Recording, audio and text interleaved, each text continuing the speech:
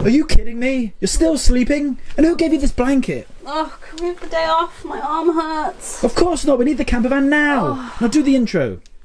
Hello and welcome to Travel Beans. I'm Emma, behind the camera is Alex, and today we are working on the power setup.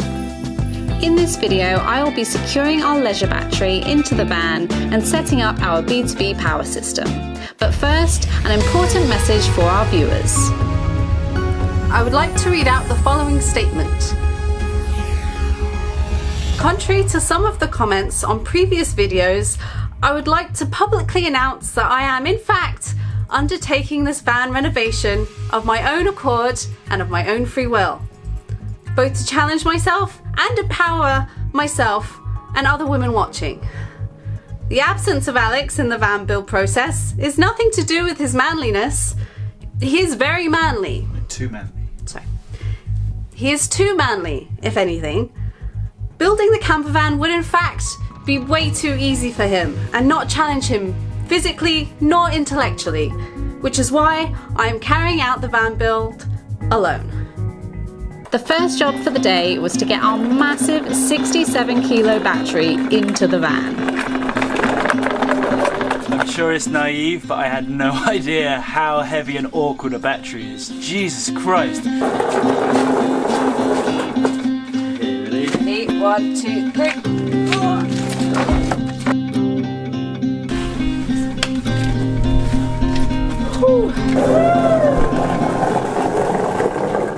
Now that we have our kitchen unit in, there's going to be some wiring that needs to go through it. So we have our diesel heater under the driver's seat, and we need to put this cable all the way through to the back so it can hook up to the battery, as well as the fridge wiring and the wire for the B2b charging system, which will charge the leisure battery from the main battery. Yeah, so it's just going to be me drilling more holes.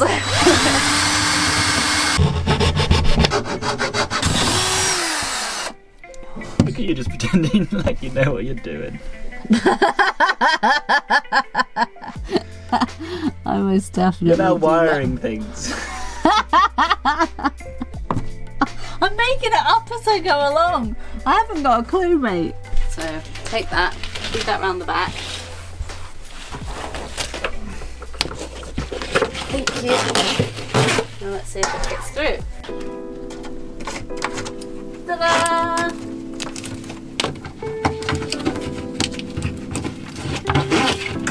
So I'm trying to do the B2b battery setup, or the wiring of it, and I basically have to attach one end of the wire to the car battery, then put it through this like grommet thing on the side, and I don't know where it comes out, so I'm just in the process of trying to figure out where the wires come through.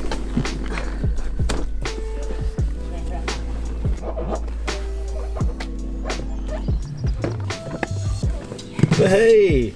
So I'm just going to have it loose a bit at the back. Maybe I'll tape it up. But I'm just going to feed it through here.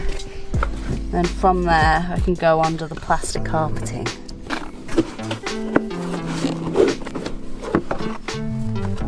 Holy that's filthy. Yeah, this is pretty gross. Let me get all this crap out.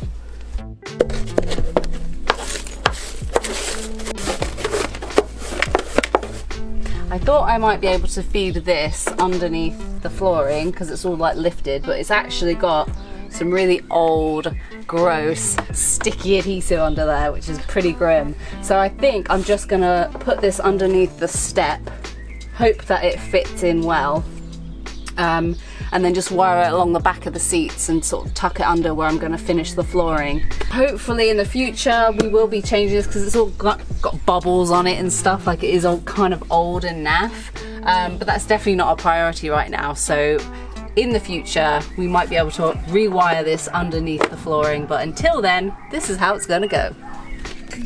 It's so dirty. Not so dirty that we're actually going to properly clean it, but so dirty that we'll complain about it. How do we get all this out? I don't even know. I think you're supposed to ignore it.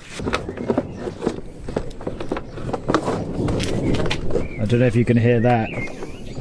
Stand up.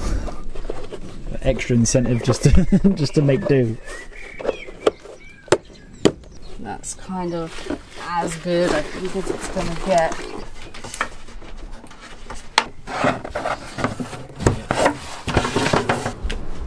This reminds me of when I was a kid and growing up in Oklahoma, which is like the tornado belt of the USA, and you'd get this darkness come over, and I can already hear the thunder in the distance. Yeah, it's like 3 o'clock in the afternoon. It shouldn't be this dark. No, so yeah, let's pack up shop for Maybe the that's day. enough electricity and wires. I think maybe, yes, we should put all this live electricity back in the house.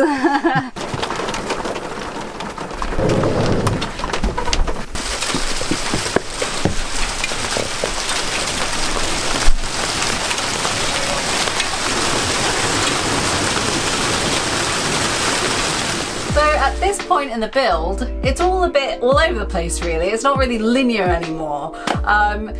Sort of in previous videos we had like clear-cut sections. You got the kitchen, we got the bed, we got like the prepping the van, all that kind of stuff.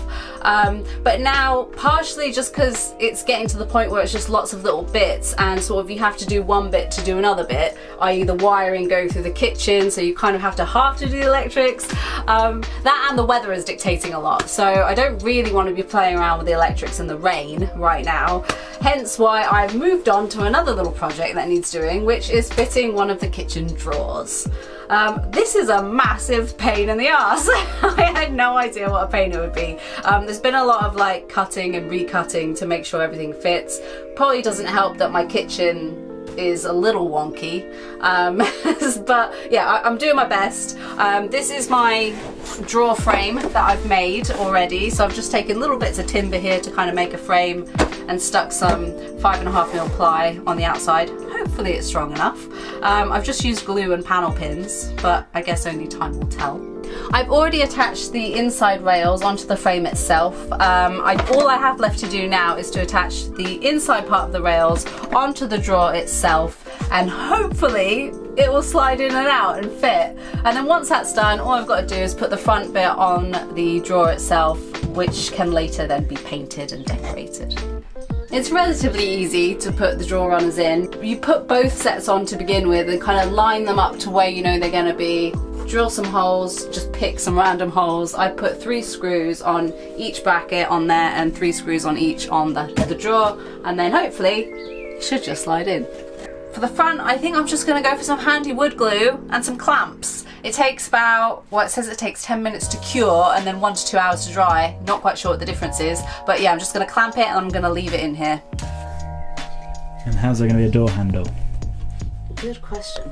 Yeah, so I bought some little clicky handles thanks to Jits. They had a little van tour for us when we were in Wales, and they had these little clicky button things which act as both a lock and a little pull thing. So I've ordered some of those, and I think that's what I'll probably be putting on the front of the drawer. Putting clamps on is so satisfying. You see it all squidge and all the glue come out.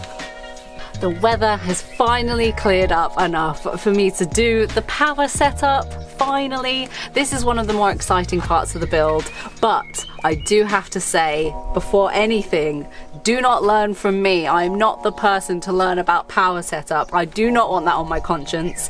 If you're doing your own power setup, feel free to grab some ideas from us, but please go and get it checked out by a proper professional that knows what they're doing. Stage 1 was strapping down the battery. So our battery weighs 67 kilos. So you don't want that thing moving around if we have to slam on our brakes or anything. So we've strapped that in using blocks on the floor and then straps over the top as well. Next up was to connect up our car battery to our leisure battery via our B2b charger.